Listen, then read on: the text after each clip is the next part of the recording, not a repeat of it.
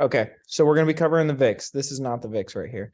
This is oil futures, but we're going to be going over the VIX today. Okay, so the reason why I use the VIX is because it helps me get a clear picture on market direction. So I put on my watch list on, I guess, Friday when we had this nice rally here, was because first we were holding this zone in overnight futures market. We had the 50 EMA here, which is all good and great, good things to add to Confluence when you're trying to pick a trade. I'm gonna pull my notes up here so I hit every point that I make sure I want to.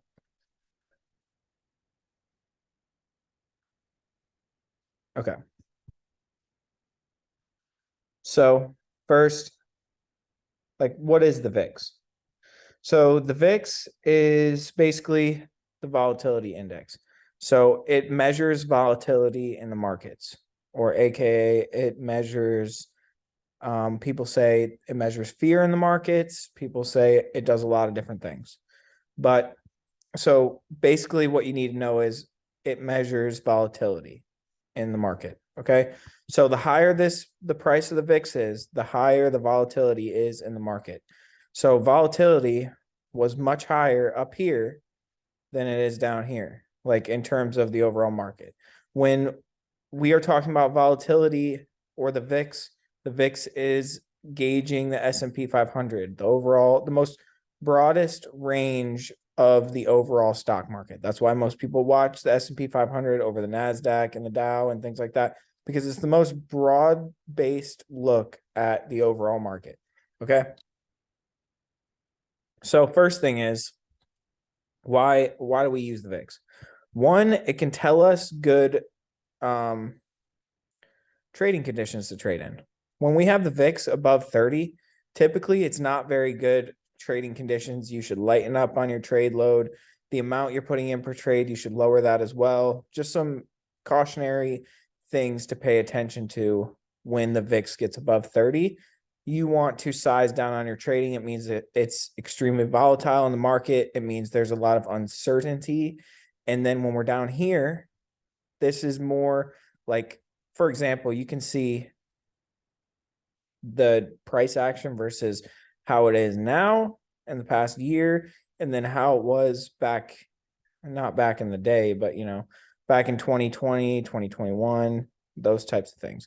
So we can measure the volatility based on this index here. So first off, let's take a look at the weekly time frame, and we can correlate some of the moves that happen. So COVID crash. This was the COVID crash. Volatility increased dramatically and was up towards $85, which last time we've seen that was not since the 2008 crash here. So as you can see, we have these random spikes of volatility, which means basically, in essence, the VIX trades in the opposite direction of the market. So if the VIX is down, the market should be up. If the market is down, let me make sure I'm saying this right. If the VIX is up, the market should be down. If the VIX is down, the market should be up. They do two exactly the opposite things when it comes to basically what the VIX is. So they trade in opposite conjunctions of each other. So the next thing is that you want to pay attention to is when we have these spikes, when we reach certain price zones, such as this $20 range, such as this $30 range. You can see since really when we had this COVID crash, and then since we've had this bear market here, this is since the start of pretty much this bear market. As you can see, we've been trading in the same range for over a year now. And so it's something that we want to pay attention to. And the price action, you can look at this price action the exact way you would look at any other stock, but the price is just much more choppy. So we want to pay attention to areas. We want to pay attention to patterns. We want to pay attention to where the VIX is at that current state and how we should be structuring our trading in accordance. and we'll get into that all right now. So just to remember, first thing is we want to know that the VIX trades in the opposite directions of the market.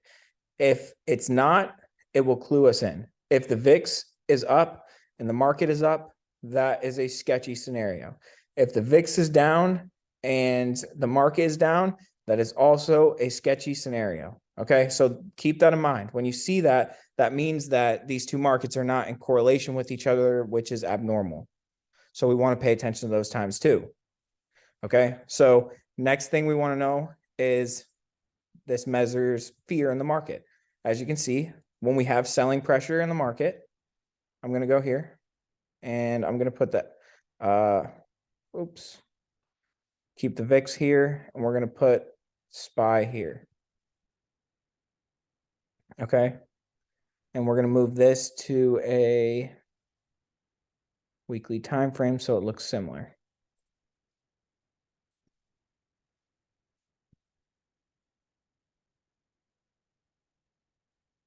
Man, they're syncing up.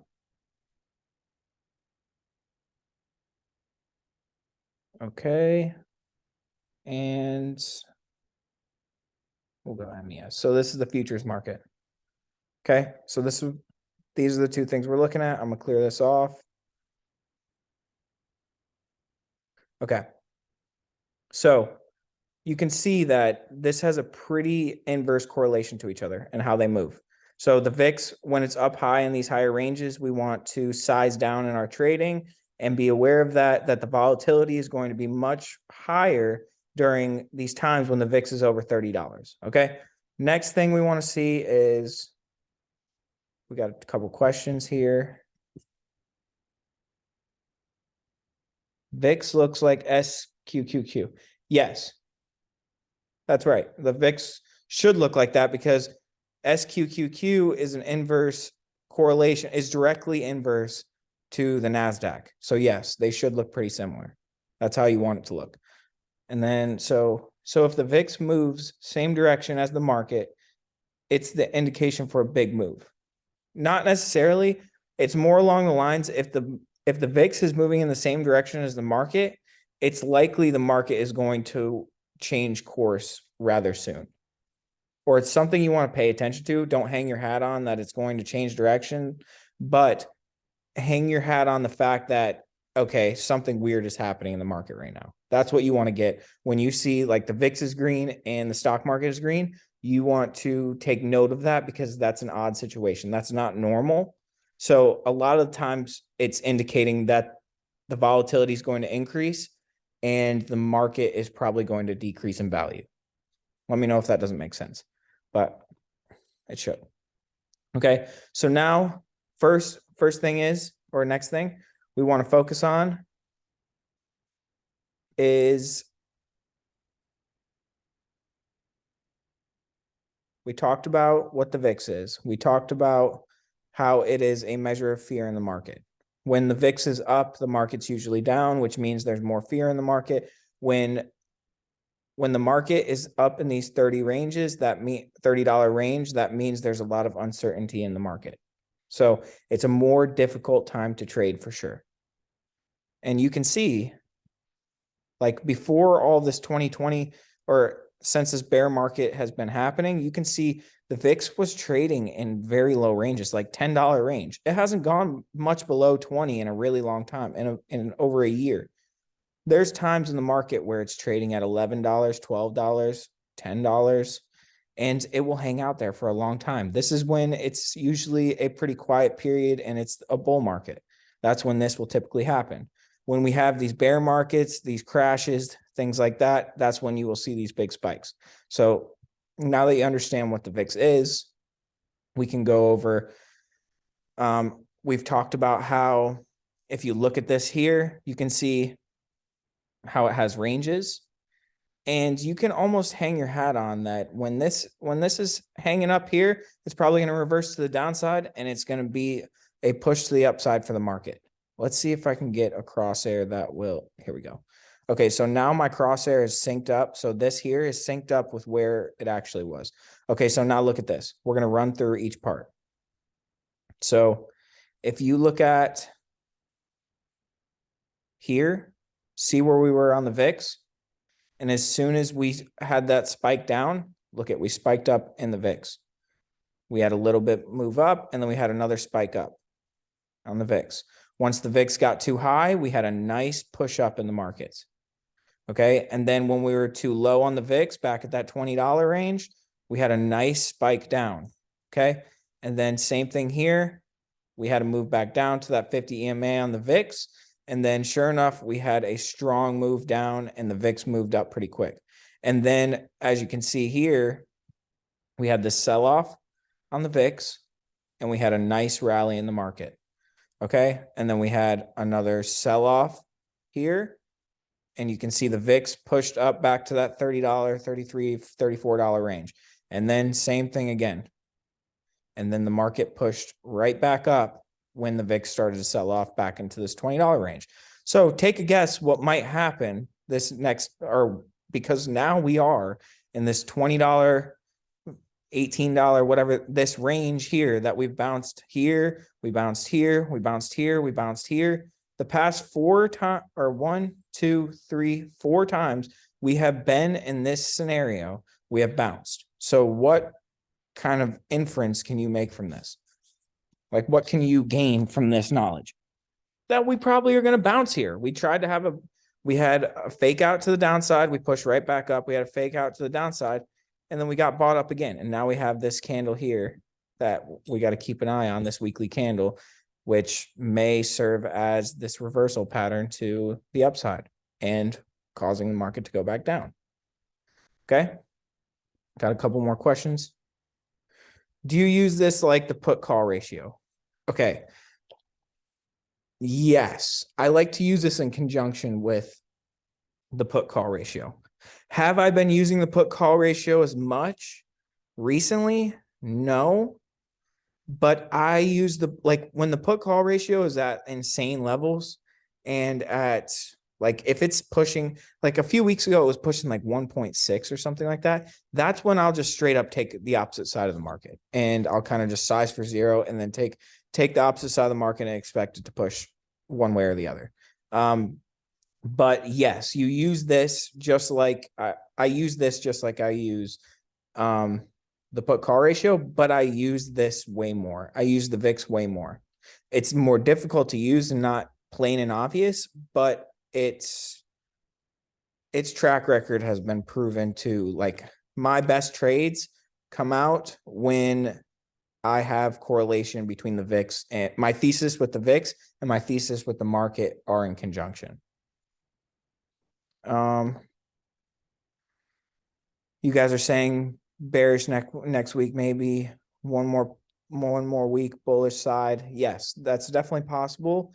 But we want to pay attention to, like, I wouldn't get long here. I wouldn't get long here in terms of the longer term trend of the market.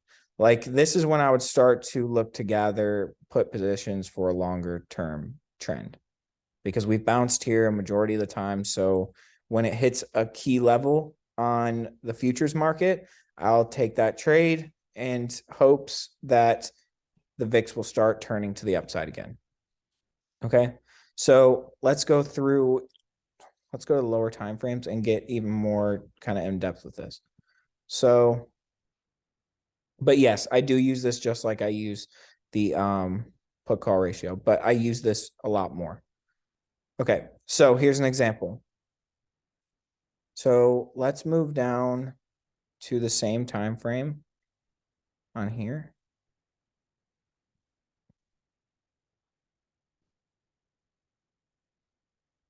Okay, so when we're looking at this, we want to look at, there's a few examples I want to show you. The first one is this one here. Okay, so when we look at this here, notice how we had a lot of the times where I build my thesis is through looking at how like patterns in the VIX. So, like, for example, here we had a nice move. We had like a little bit of a falling wedge type pattern happening here. And as soon as we broke out, look at the crosshair on the opposite side, falling wedge, and take a look at this.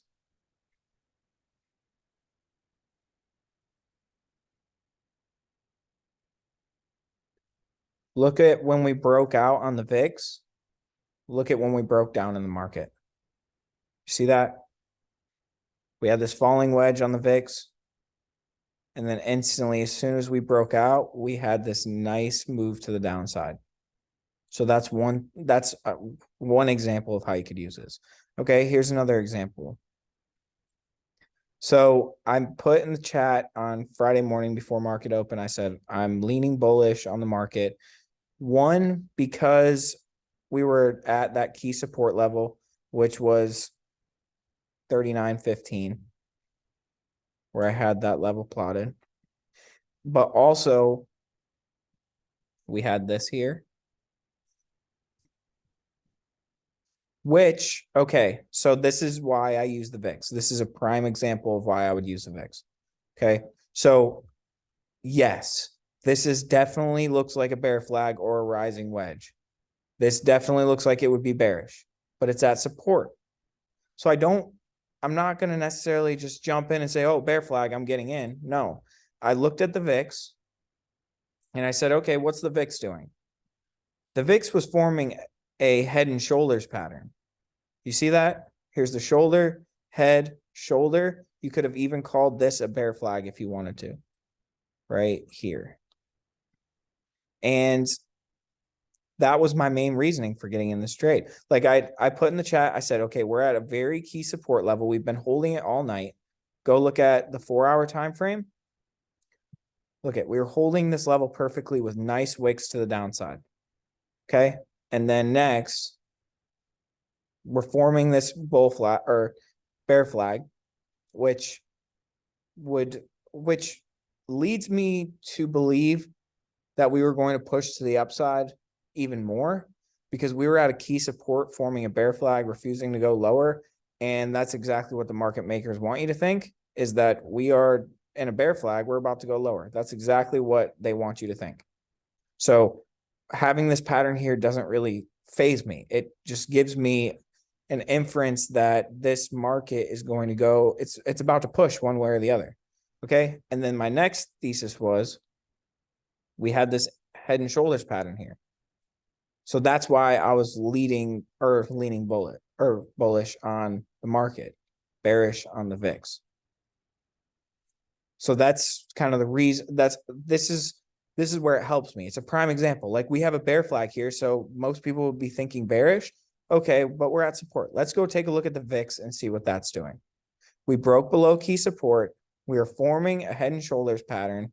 And my best guess was that we were going to push to the upside because of all of those things in conjunction. I didn't have enough information to be bullish on this pattern here.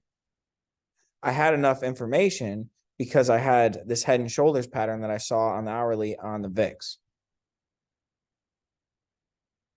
Anybody have questions on this, or does it make sense?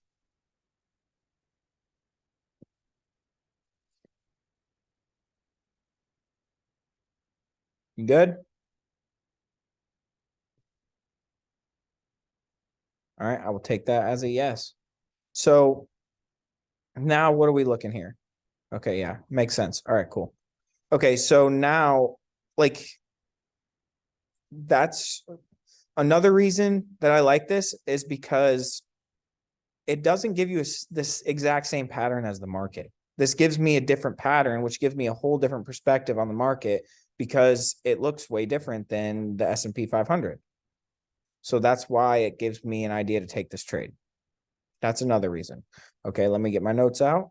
I want to make sure I covered that. Okay, so first, I like to recap everything. You guys will learn that over time and watch my videos. But okay, so first, we learned about what the VIX is. It's the volatility index. It measures the volatility in the markets. It also measures the fear in the markets, like how fearful people are in the markets. When the VIX is high, that means people are more fearful. When the VIX is low, that means people are getting too greedy. How does it work in correlation with the market? It has an inverse correlation. They inversely react to each other. Stock market goes up, the VIX should go down. The VIX goes up, the market should be down. When it's not that way, that's things that we want to take note of. I'm not necessarily going to hop in a trade because the VIX is green and the stock market is green. That wouldn't be smart. But I do take note of that there's a potential chance. Like, think about it in these terms. The VIX is moving up. The market is moving up. So what is that telling you? Volatility is moving up in the market. Fear is moving up in the market, but the market is still pushing up. That just means that even though the market is still pushing up, people are becoming more fearful. People are becoming more fearful as the market moves up. So that would lead me to the idea that I should be looking for puts when a pattern sets up in the VIX that I like. Okay, so now let's talk about the next piece. Okay, so now we have the upper range and the bottom range, which we went over.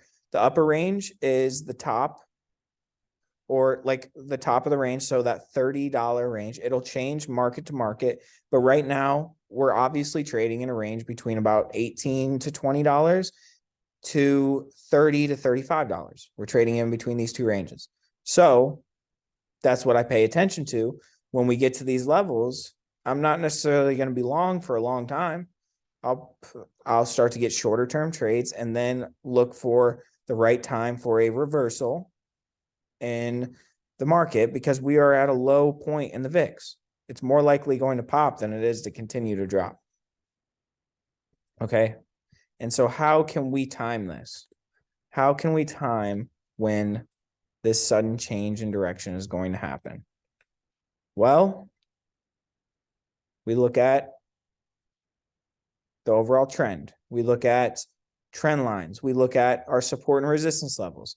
Exact same thing as how you do with the stock market, with stocks, with Apple. How you look at Apple is how you should look at the VIX, right? You know, it's support and resistance levels, it's patterns, trend lines, and market structure. So right now, we're clearly in a downtrend. So we don't want to fight that. We have this trend line here.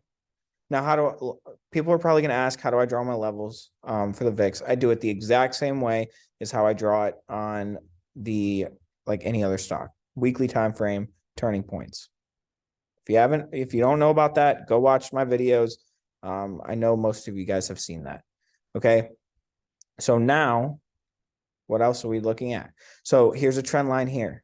This is something that I'm currently watching and staying up to date with and keeping a close eye on.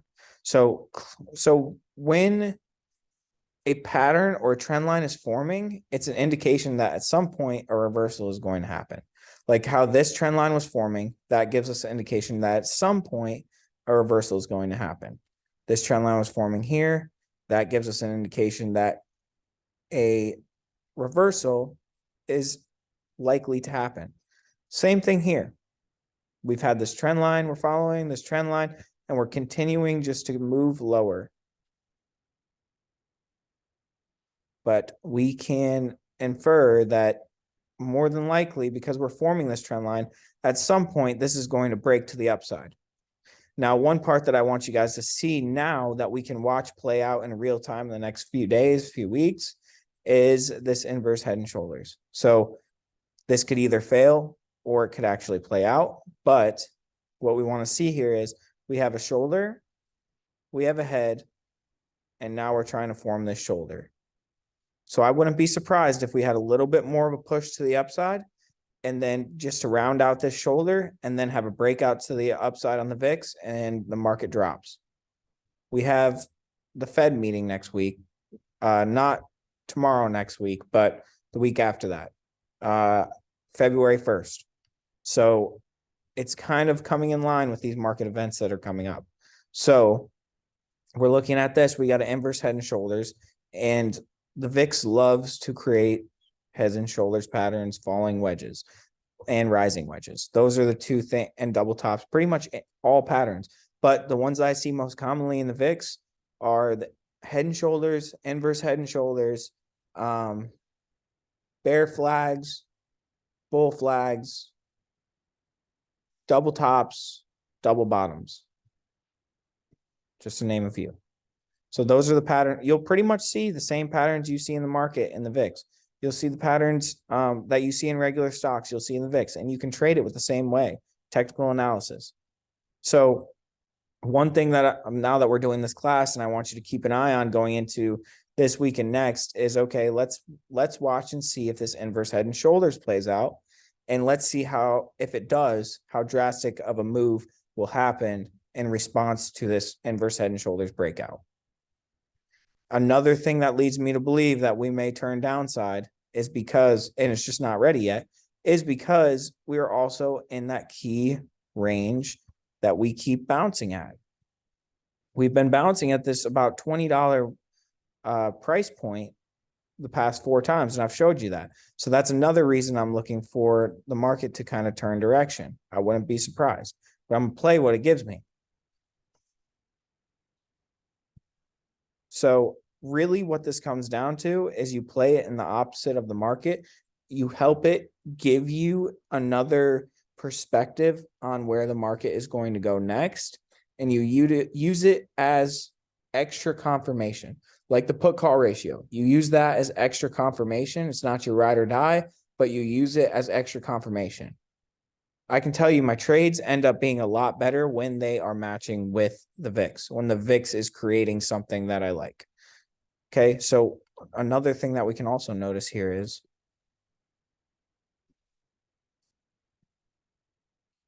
we're starting to form this downtrend too, which is very similar to, and imagine that we're coming up on 4,000 on the S&P 500 or the futures market. So check, now we're forming this here, which kind of looks like it's about to form this shoulder and break out to the upside.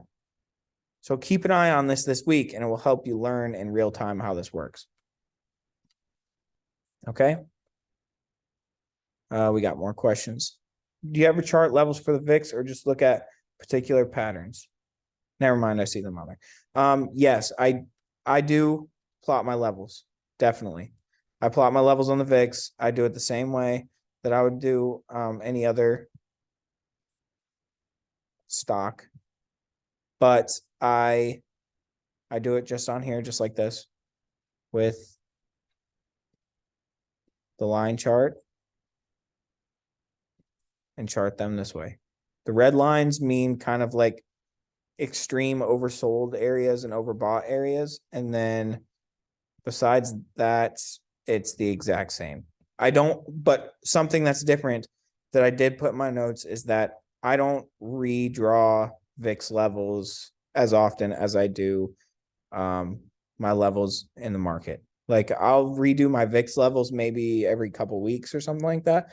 But as for the S&P 500, like SPY, ES futures, oil futures, stuff like that, I redo those levels every day, because more work you put in, the better you'll be. And we actually need to add a level up here. And one thing that I do when I pick my levels, I find these turning points like here, and I try to find multiple touches, but also I will switch back and forth. So like, as you can see, this was a strong rejection here, this area right here, but all these wicks didn't come up, or these lines on the line chart didn't make it all the way up to that level. But if you go look at switch over back to the candle chart, you'll see it made it up there every single time. So that's one thing that I do as well. So I'll go through and draw them that way. But we've done that class plenty of times. So that's kind of what I'm looking for in the VIX. Well, one other thing, gap levels or gaps. I use gaps the same way on the VIX. If we gap up and we look like we're bearish, I will look for it to go fill gaps. The VIX works in the same way. It fills almost all of its gaps. As you can see, where it gapped up here and then came and filled it. gapped up, it came and filled it over here, gap up, came down and filled it, gap up, came down and filled it, gap up, came down and filled it. Same thing every time. This gap hasn't been filled yet. So we might have this move, consolidation, fill this gap, and then boom. It could also turn into a double bottom. So I'm watching for this inverted head and shoulders play out, or to turn into a double bottom, or I could just be wrong on both and I will just have to reevaluate my thesis. So, but that's this, I play the VIX the same way I play any other ticker. I don't play the VIX per se, like in options or futures. I don't trade it, but I use it in conjunction with my ideas of the actual market. And let's make sure I covered all my bases. Yep. Okay. So that's pretty much it, guys. I mean, that in terms of how I use the VIX and how I trade it, it's very similar to how I use anything else. But a couple other things I want to share with you guys is updates on the Discord. We've done a few different things that are new, and I'm going to show you guys real quick. Share my regular screen here. Okay. Okay, so first, we opened up a shop. This was more so, not going to lie, it was more so for me because I wanted some gear. But if you guys, oh, nope, that's the wrong link. If you guys are interested, got a cool clothes that I put together for you guys that you want, if you want to rep it. We had a little bit of a brand update and I added the lion logo. I wanted to have something that's memorable. So we got some of these things out. And if there's certain things you guys want me to come out with, like a hoodie or something like that, that you'd be interested in getting, maybe not a name brand tee. This t-shirt is more expensive because it's Champion brand, but like besides that, all these different things, I have all these are all in the Discord. If you're interested in getting these, they're ready to go, ready to purchase. And yeah, but yeah, we've got hoodie, t-shirt, mug, sticker, phone case. This one has a wallet in it. I always use that. That's why I made that. And journal, which I'll definitely be using a lot. But we recently released that. And one other thing I wanted to ask you guys.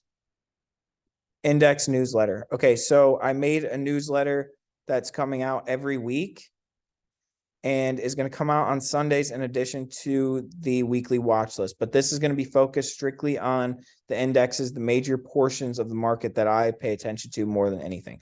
So, for example, I'll show you guys the ones that I did today. This is the one I sent out today. This was the very first one. And it's free. It's not going to cost you anything to sign up. It will come to your inbox on Sundays. And this is basically what it looks like. So going to come out each week and it's going to be the same every time. Just the analysis is going to be different based on week to week. But first, we're going to be covering the S&P 500 futures, which I always cover and pay attention to. This is the number one chart I look at all the time and trade most often. So I will be watching this and doing updates. I give a breakdown of what I'm looking for in the week ahead. Then next, we look at the VIX, which we went over tonight. I break this down in more depth and kind of give you guys my analysis on the VIX, and this will help add confluence to my idea of the futures market for the S&P 500. I will be going over the 10-year bond. I like to pay attention to these. I do work in the mortgage industry, not necessarily selling loans, but I am involved in this area a lot. So I like to pay attention to interest rates, bonds, stuff like that. And it also heavily influences the stock market. So I keep up with this as well. So I post what's going on in the bond market as it is looking very bullish as of right now. And I give my description on how I feel about it and what I'm thinking. And then I also like to trade oil a lot. So I pay attention to oil futures, stuff like that, and pay attention to that pretty consistently. What platform do you use to trade futures? I trade futures on what do I trade? On TD Ameritrade. You can use MT4, which is a crypto-based system where you sign up. I don't really know how it works. I don't use it, but I use TD Ameritrade. It's just simple. It's easy. I use it all in one program. I just trade everything in one thing: futures, options, all in the same program. But yeah, that's where I trade futures. But if you guys are interested in getting this breakdown in your inbox of the indexes, make sure to go to this tab here. So right here, sign up. It's free. I'll put you on the list and I'll send it out to you every weekend to get you ready for what's going on in the market's ahead. And then the shop, if you like the clothes, go ahead and get them. I got some stuff coming on the way, but yeah, if you guys are interested in either of these things, I added both of these things here. And yeah, I did a lot of updates to the Discord this weekend. So make sure to go look through it. I got some Sports Center stuff, Vegas odds. I know a lot of people like the sports betting in there. And yeah, that's all I got for you guys. You have any questions, hit me in the chat, in the Discord. And yeah, we'll go from there. I'll be seeing you guys for the markets tomorrow. Should be a good week. Not too much news besides earnings. I'll be playing futures a lot more because I can get in after earnings reports and so on and so forth. Thank you guys for coming, and I will be seeing you guys for the markets tomorrow.